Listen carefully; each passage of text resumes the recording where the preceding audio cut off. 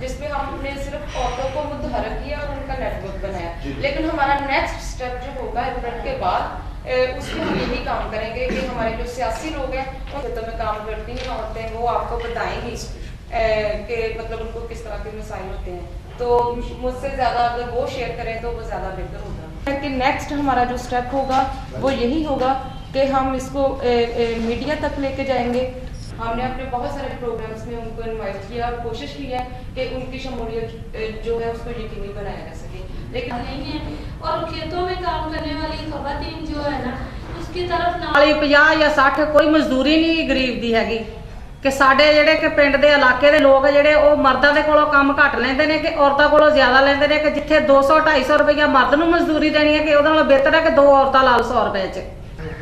उनको मुनासिब उजरत नहीं दी जाती, वो इतना ज़्यादा काम करती हैं, इसके बावजूद उनको ये हक हासिल नहीं कि वो माशरे में एक बेहतर ज़िंदगी गुजार सकें।